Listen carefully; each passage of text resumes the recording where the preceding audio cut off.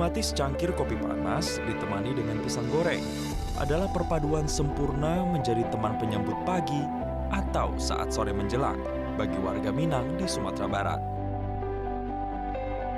Aroma pisang goreng yang kuat dengan suasana hangat bersama kerabat adalah sebuah cara sederhana menikmati hidup melalui suguhan hasil alam dari bumi ibu pertiwi.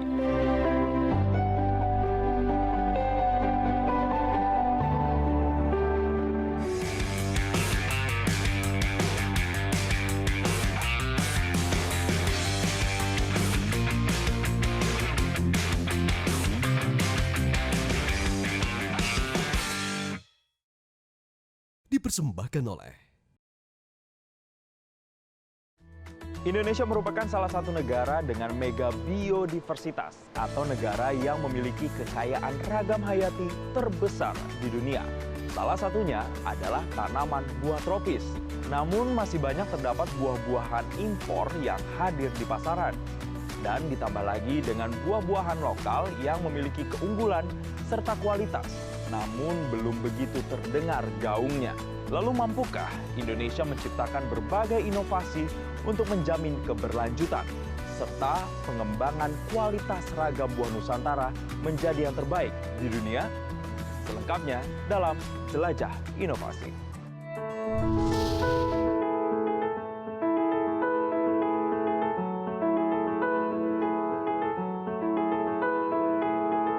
Sebagai salah satu negara yang memiliki kekayaan plasma nutfah atau sumber daya genetik dan keanekaragaman hayati terbesar di dunia, Indonesia adalah satu-satunya tempat tumbuh dan berkembangnya aneka buah-buahan tropis. Dengan didukung teknologi dan pengetahuan para peneliti yang ada di Indonesia, maka negara ini akan mampu menghasilkan buah-buahan yang memiliki kualitas bagus. Bahkan, banyak yang menilai kualitas dan buah tropis terbaik di dunia berasal dari Indonesia.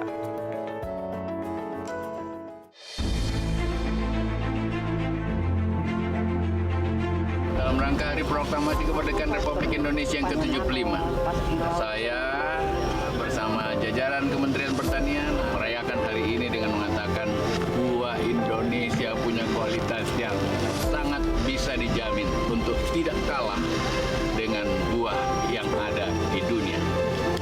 Bahkan dengan budidaya yang baik, dengan varietas yang baik, insya Allah ini menjadi rahmat bagi petani-petani buah kita.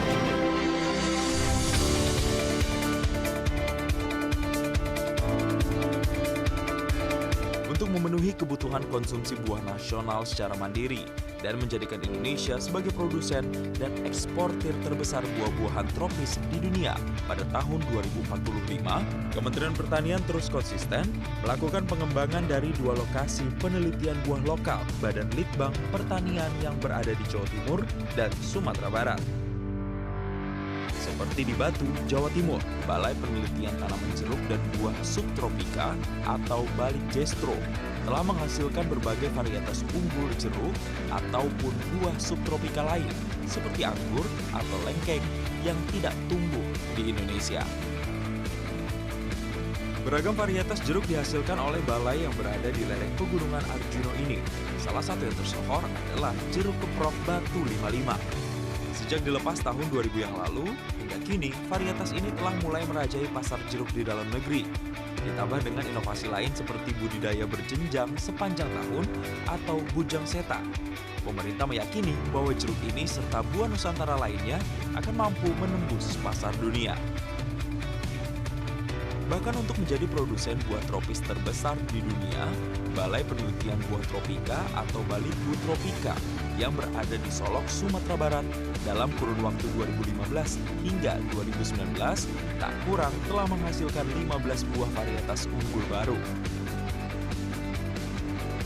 Pepaya dan pisang adalah 2 komoditas yang diunggulkan dari Balai Penelitian yang berdiri sejak 1984 ini. Varietas unggulnya antara lain pisang kepok Tanjung dan pepaya merah Delima. Pada tahun 1980, Nagari Selayo yang berada di Kabupaten Solok, Sumatera Barat dikenal sebagai salah satu penghasil pisang kepok yang tersohor. Namun, pada tahun 1990, bisa dikatakan sekitar 90% pisang kepok di Nagari Salayo itu sudah punah karena serangan penyakit layu bakteri dan penyakit layu fusarium. Sehingga petani pun mulai meninggalkan pisang kepok dan beralih ke komoditas lain.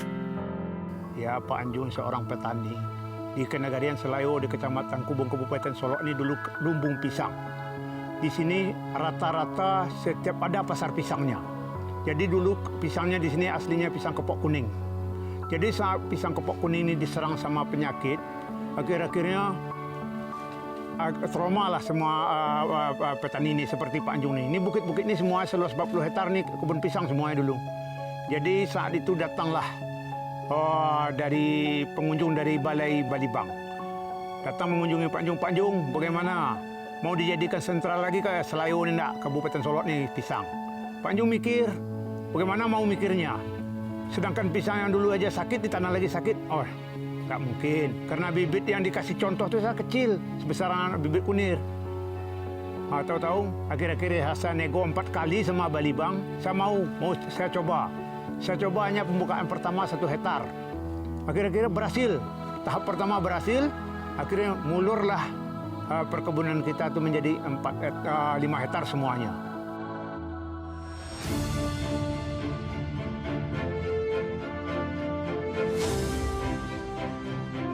Selama ini, masalah utama yang kerap dijumpai dalam budidaya pisang kepok adalah penyakit darah yang disebabkan serangga pengunjung bunga jantan yang hingga pada jantung pisang, sehingga jika jantung tidak dibuang, tanaman akan terinfeksi bakteri.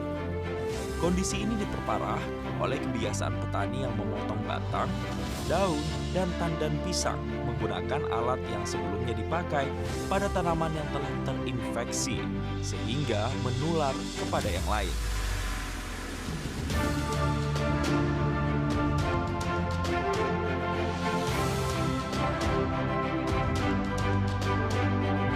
Jadi prospek buah lokal Indonesia sangat menjanjikan karena dengan begitu banyaknya plasma nutfah buah tropika yang sampai saat ini masih terbatas untuk pengembangannya. Jadi untuk itulah kita dari Balai Penelitian Tanam Buah Tropika untuk mengangkat prospek buah lokal ini dijadikan buah yang menjanjikan untuk masa depan Indonesia ke depan untuk perbuahan. Jadi terobosan dari Balai Penelitian Tanam Buah Tropika yang kita lakukan selama ini itu mensosialisasikan varietas, mensosialisasikan teknologi, dan langsung kita demo di lapangan. Jadi target-target kita dari petani atau masyarakat yang sangat antusias untuk mengembangkan pisang kepok Tanjung ini di Indonesia. Salah satunya yaitu varietas yang kepok selama ini hancur oleh penyakit layu bakteri. Solusinya kita harus ganti dengan varietas baru ini, yaitu varietas kepok Tanjung. Jadi tentunya buah kita kan di daerah tropis, punya kualitas, punya mutu yang sebenarnya berbeda dengan buah-buah subtropis tentunya.